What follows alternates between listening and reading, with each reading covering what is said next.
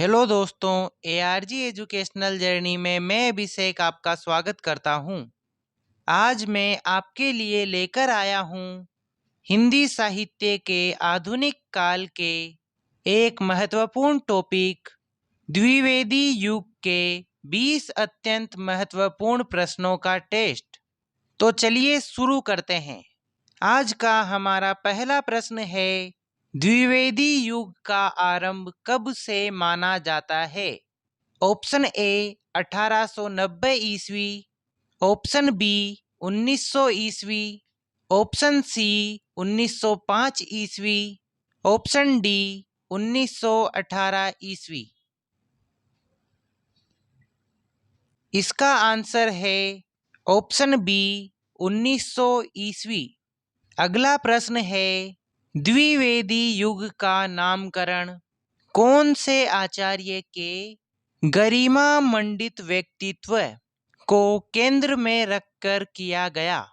Option A Hazari Prasad Dwivedi, option B Mahavir Prasad Dwivedi, option C Jaishankar Prasad, option D Premchand.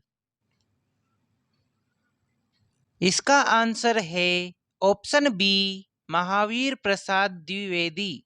अगला प्रश्न है, सरस्वती पत्रिका का प्रकाशन कहाँ से हुआ? ऑप्शन ए कोलकाता से, ऑप्शन बी कानपुर से, ऑप्शन सी आगरा से, option D Indian press Prayag से। आप अपने उत्तर का चयन करते जाइए दोस्तों, और उत्तर आने पर उसका मिलान करते जाइए। इसका आंसर है option D Indian press Prayag से। अगला प्रश्न है, सरस्वती पत्रिका के प्रकाशक कौन थे? Option A Chintamani Ghosh, option B Shyam Sundar Das, option C Shridhar Pathak, option D Mahavir Prasad Dwivedi. इसका आंसर है ऑप्शन ए चिंतामणि घोष। अगला प्रश्न है, सरस्वती पत्रिका के प्रथम संपादक कौन थे? Option A Mahavir Prasad Dwivedi, option B Shyam Sundar Das, option C Chintamani Ghosh, option D Shridhar Pathak. इसका आंसर है ऑप्शन बी श्याम सुंदर दास। अगला प्रश्न है, महावीर प्रसाद द्विवेदी ने सरस्वती पत्रिका का संपादन भार कब से कब तक संभाला? ऑप्शन ए 1900 से 1903 ईस्वी, ऑप्शन बी 1903 से 1918 ईस्वी, ऑप्शन सी 1903 से 1920 ईस्वी, ऑप्शन डी 1905 से 1919 ईस्वी। यह प्रश्न भी बहुत इम्पोर्टेंट है दोस्तों, कई परीक्षाओं में बार बार पूछा जा चुका है। आप जल्दी से अपने उत्तर का चयन कर लीजिए। तो इसका आंसर है ऑप्शन सी 1903 से 1920 ईस्वी। अगला प्रश्न है, आचार्य महावीर प्रसाद द्विवेदी की सेवानिवृत्ति के बाद सरस्वती पत्रिका के संपादक कौन बने? Option A Padumlal Punnalal Bakshi, option B Ram Naresh Tripathi, option C Gaya Prasad Shukla Snehi, option D Ayodhya Singh Upadhyay. इसका आंसर है ऑप्शन ए पदुमलाल पुन्नालाल बख्शी। अगला प्रश्न है, द्विवेदी युग में स्वच्छंदतावाद के प्रवर्तक कौन थे? Option A Ramdhari Singh Dinkar, option B Shridhar Pathak, option C Sohan Lal Dwivedi, option D Shyam Narayan Pandey. इसका आंसर है ऑप्शन बी श्रीधर पाठक। अगला प्रश्न है, द्विवेदी युग में आधुनिक खड़ी बोली काव्य के प्रवर्तक कौन थे? Option A Chintamani Ghosh, option B Shyam Sundar Das, option C Maithili Sharan Gupt, option D Shridhar Pathak. इसका आंसर है ऑप्शन डी श्रीधर पाठक। अगला प्रश्न है, श्रीधर पाठक की खड़ी बोली की प्रथम रचना कौन सी है? Option A Gunwant Hemant, option B Bharat Utthan, option C Van Ashtak, option D Bharat Geet. इसका आंसर है ऑप्शन ए गुणवंत हेमंत। अगला प्रश्न है, श्रीधर पाठक ने गोल्ड स्मिथ की रचनाओं का अनुवाद किया था। इनमें से कौन सा नाम सुमेलित है? ऑप्शन ए हर्मिट का अनुवाद, एकांतवासी योगी, ऑप्शन बी द ट्रेवलर का अनुवाद, श्रांत पथिक, ऑप्शन सी डेजर्ट विलेज का अनुवाद, उजड़ ग्राम, ऑप्शन डी ये सभी। इसका आंसर है ऑप्शन डी ये सभी। दोस्तों, श्रीधर पाठक ने गोल्ड स्मिथ की महत्वपूर्ण रचनाओं का अनुवाद किया था, जिसमें हर्मिट का अनुवाद एकांतवासी योगी नाम से किया गया था और द ट्रेवलर का अनुवाद श्रांत पथिक के नाम से किया गया था और डेजर्ट विलेज का अनुवाद उजड़ ग्राम नाम से किया गया था। इसलिए ये सभी सही है। अगला प्रश्न है, भारत भारती के रचयिता का नाम क्या है? ऑप्शन ए Gopal Sharan Singh, option B Maithili Sharan Gupt, option सी बालकृष्ण शर्मा नवीन, ऑप्शन डी माखनलाल चतुर्वेदी। इसका आंसर है ऑप्शन बी मैथिली शरण गुप्त। अगला प्रश्न है, इनमें से कौन सी कृति मैथिली शरण गुप्त की नहीं है? Option A Saket, option B Yashodhara, option C Jayadrath Vadh, option D him Tarangini.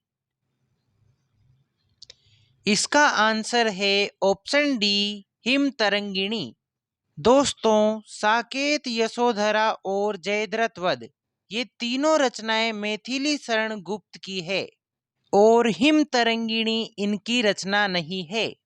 Him Tarangini के रचनाकार का नाम आप कमेंट कीजिए। अगला प्रश्न है, मैथिली शरण गुप्त किस युग के कवि हैं? ऑप्शन ए छायावादी युग, ऑप्शन बी भारतेंदु युग, ऑप्शन सी द्विवेदी युग, ऑप्शन डी प्रगतिवाद। इसका आंसर है ऑप्शन सी द्विवेदी युग।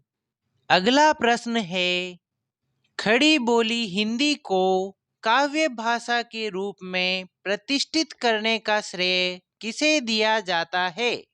Option A Shridhar Pathak, option B Maithili Sharan Gupt, option C Ayodhya Singh Upadhyay, option D Mahavir Prasad Dwivedi. इसका आंसर है ऑप्शन डी महावीर प्रसाद द्विवेदी। अगला प्रश्न है, द्विवेदी युग का वह कौन सा कवि है जिसने अपना समस्त काव्य ब्रज भाषा में लिखा है? ऑप्शन ए Maithili Sharan Gupt, option B Jagannath Das Ratnakar, option C Ayodhya Singh Upadhyay, option D Gaya Prasad Shukla Snehi. इसका आंसर है ऑप्शन बी जगन्नाथ दास रत्नाकर। अगला प्रश्न है, अबला जीवन हाय तुम्हारी यही कहानी आंचल में है दूध और आंखों में पानी। ये पंक्तियां किस कवि की है? Option A Nathuram Sharma Shankar, option B Gaya Prasad Shukla Snehi, option C Ram Naresh Tripathi, option D Maithili Sharan Gupt. इसका आंसर है ऑप्शन डी मैथिली शरण गुप्त।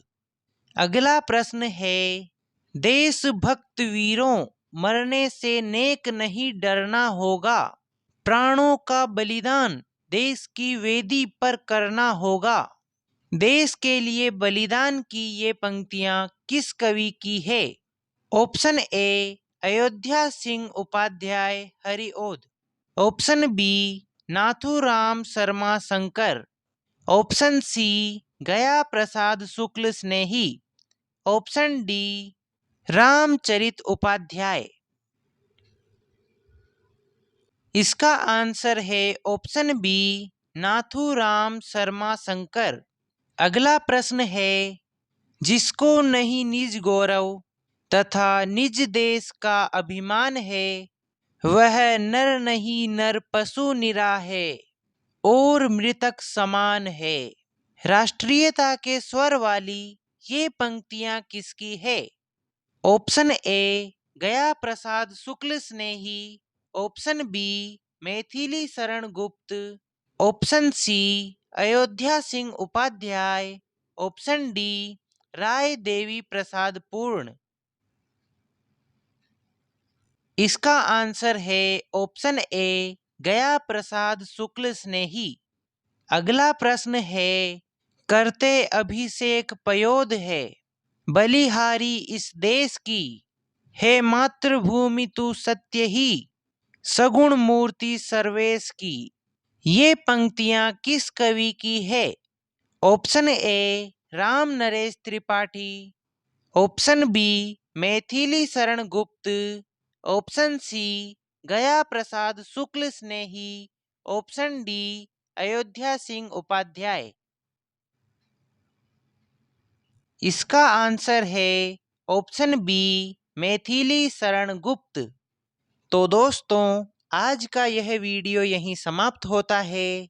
उम्मीद है आपको यह वीडियो पसंद आया होगा।